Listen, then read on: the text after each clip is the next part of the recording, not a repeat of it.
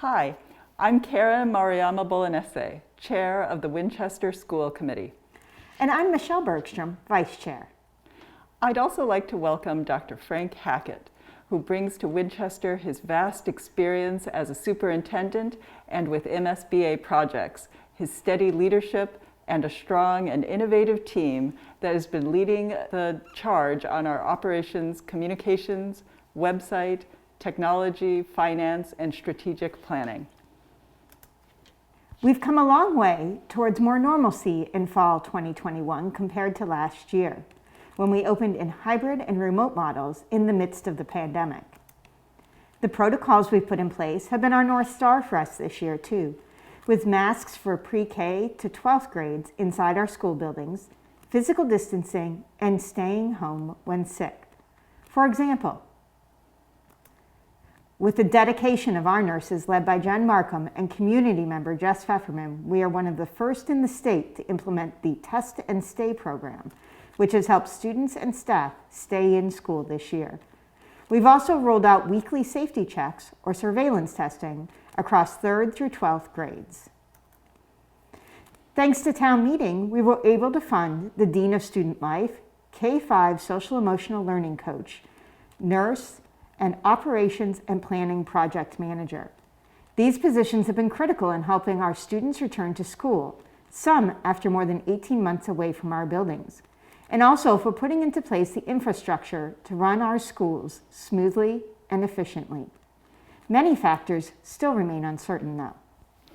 Last spring, with tuition deadlines looming for private school and uncertainty around public school, many Winchester families chose private or other options for their children. We must always plan for the number of students we believe will come, though, and hire the appropriate number of staff to support them. Will these students come back? We believe they will, now that public schools have indeed opened fully and met the challenges of the pandemic head-on. Our administration is doing a deep dive into enrollment trends over the last few years to understand if they are an aberration from the pandemic or a more long-term phenomenon. Looking ahead, 40B projects, including 96 units at Cambridge Street and 147 units at River Street, are gaining steam as they broke ground in fall 21 and are targeted for completion in 14 to 18 months in 23. This will mean that the first students from any grade could be coming our way in FY23. So we must begin to prepare now in terms of hiring and where to put the students. All our union contracts are up for negotiation this year, and staffing is by far the largest driver of our budget.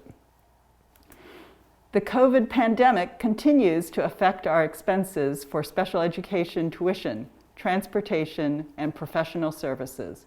These are highly variable each year and impact our budget significantly.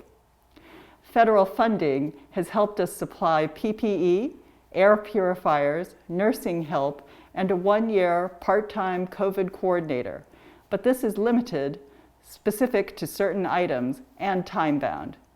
We are expecting another infusion from our share of incoming funding to the town, which will be phased in over the next year. We appreciate town meeting's funding of the Morocco Life Extension Plan. This funds repairs for Morocco's roof, electrical, plumbing systems, and boilers, which are already installed. These improvements will help extend the building until we can replace it. Now we'll talk about how some of our buildings are tied together. For Lynch, the MSBA has identified a short list of design teams, which will be finalized this November. We will then move toward developing the most appropriate design of the space at the most affordable cost in '22. We target having this MSBA-approved design ready to update you next fall. We've heard loud and clear the need for swing space for Lynch from the candidates. Parkhurst has a history of serving that role for the Vincent Owen and Ambrose rebuilds. Now that the elevator there is complete, the lower level of the building is finally accessible, and we were able to move 4 pre-K classes in from Lynch this year. With both floors available, this is a clear option for swing space for Lynch Construction for 2 years. Central Office will need to move out of Parkhurst, though, to free up the space they currently occupy. We have completed the study that you funded in 2018 of the carriage house option that could be this home. In Article 28, we'll seek your approval to move ahead with the design development phase for the carriage house. Just one more step toward a permanent home for Central Office and freeing up space to use all our buildings for what they were designed for, to educate our children. In conclusion, we're grateful that our staff and students are back this year in school, clubs, and sports. With vaccines around the corner for our youngest learners and support from our community, we're looking forward to treasured milestones to celebrate together. Thank you, Town Meeting.